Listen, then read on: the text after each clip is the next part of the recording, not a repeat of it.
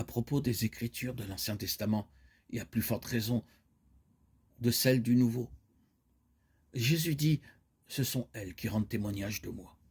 Jean 5, 39. Oui, la Bible tout entière nous parle de Jésus-Christ, le Rédempteur, celui en qui sont concentrées toutes nos espérances de vie éternelle.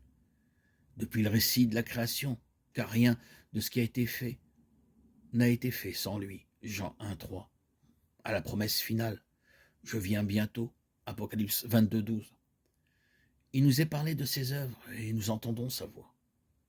Si vous voulez apprendre à connaître le Sauveur, étudiez les Saintes Écritures. Remplissez votre cœur des paroles de Dieu.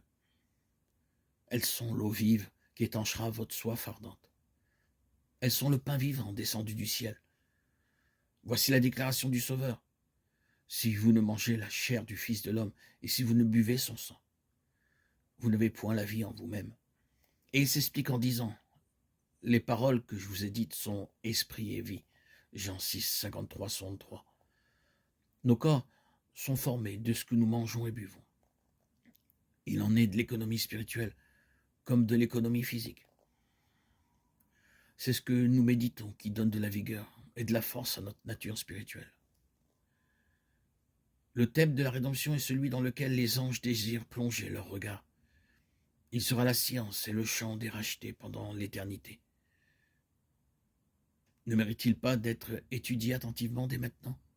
La miséricorde et l'amour infini de Jésus-Christ, le sacrifice accompli en notre faveur, voilà quel doit être le sujet de nos réflexions les plus sérieuses et les plus solennelles. Il faut s'arrêter longuement sur le caractère de notre Rédempteur et intercesseur et méditer sur la mission de celui qui est venu sauver son peuple de ses péchés. Par la contemplation des choses célestes, nous fortifierons notre foi et notre amour. Nos prières seront plus agréables à Dieu parce qu'elles seront de plus en plus inspirées par la foi et l'amour. Elles seront intelligentes et ferventes. Nous acquérons une confiance plus ferme en Jésus et nous ferons une expérience journalière et vivante de sa puissance pour sauver parfaitement ceux qui viennent à Dieu par lui. En méditant sur les perfections du Sauveur, nous sentirons naître en nous le désir d'être entièrement renouvelés et transformés à sa pure image.